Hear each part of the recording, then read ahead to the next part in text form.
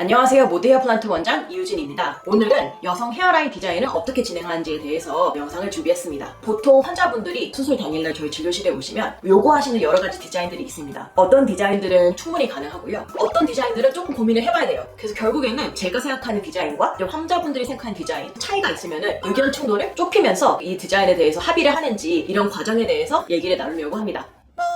우선은 전체적으로 저희가 생각하는 큰 틀이 있어요. 그래서 이마와 코의 비율, 그리고 이마, 코, 턱의 비율, 이 어떤 정도가 돼야 되는지, 뭐 1대1의 비율인가 아니면 이마를 조금 더 좁혀서 0.8과 1의 비율인가, 그것은 약간의 의사마다 의견의 차이가 있는데요. 결국은 이 부분에 대해서는 환자가 어느 정도를 원하시는지, 그리고 이거를 실제로 그렸을 때 그 환자분들의 두상의 모양에 따라서 이게 실제로 이렇게 좁혀도 괜찮은지에 대해서는 너무 케이스마다 다릅니다. 그래서 결국에는 그 비율을 정확하게 1대1로 생각하든 0.9로 생각하든 0.8로 생각하든 이것은 결국 그려봐야 됩니다. 그래서 보통 저희 환자들이 오셨을 때 제일 기본적으로 하는 얘기가 이마를 좁혀달라고 하시는데, 결국에는 이게 어느 정도 줄일 수 있는 데에 대해서는 환자랑 저랑 일단 여러 가지 라인을 그려볼 수 있습니다. 근데 이게 사실상 본인들이 이제 좁게 생각하는 소망도 한번 그려보면은 조금 거기에 대한 그 욕구가 좀 사라집니다. 왜냐면은 그렸을 때 그린 그 영역을 이제 손으로 가려서 이제 어느 정도 확인을 했었을 때 너무 좁아 보이니까 결국에는 한 0.9에서 1 그쪽 사이로 비율이 맞춰지는 것 같아요. 어찌됐든 간에 이런 상황에서 제일 중요한 것은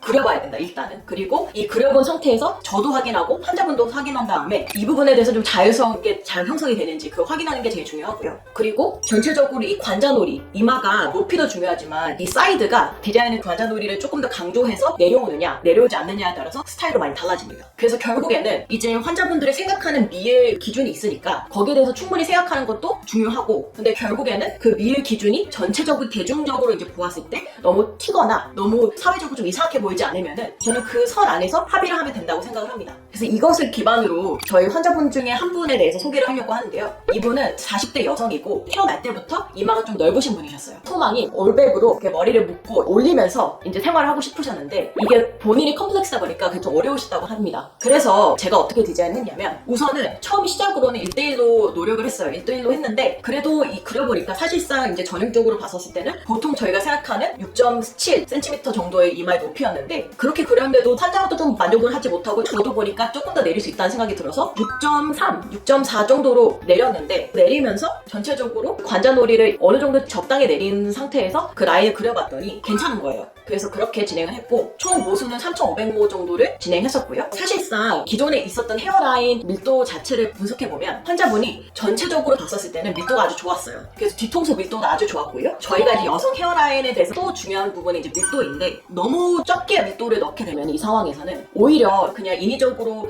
몇 가닥을 채워놓은 그게 인위적으로 보이기 때문에 오히려 조금 더 밀도를 올리는 게 중요했다고 생각을 하고요. 그래서 이 라인 대비에 밀도를 조금 더 신경 써서 넣었습니다. 그래서 이게 전체적으로 봤었을 때는 3,500모 정도의 밀도로 빽빽하게 들어갔고요. 그래서 어느 정도 라인을 그리고 저도 확인하고 환자분도 확인하고 또 저희 3층 수술방에서 채취를 끝내고, 그리고 이식하기 직전에 또 저랑 환자랑 또 디자인을 확인하고, 그래서 전체적으로 저랑 환자랑 각자 한 두세 번씩 확인했던 것 같아요. 그런 상태에서 이식을 진행했고요. 그리고 지금 보여드릴 이 사진은 2주차 사진인데 밀도가 아주 잘 보존이 되어 있으면서 전체적으로 음영 효과가 나타나면서 모든 모발들이 잘 자라면은 이 정도 형태로 나와야겠다라는 게 보이면서 이제 환자도 만족하고 있고 저도 만족하고 있습니다.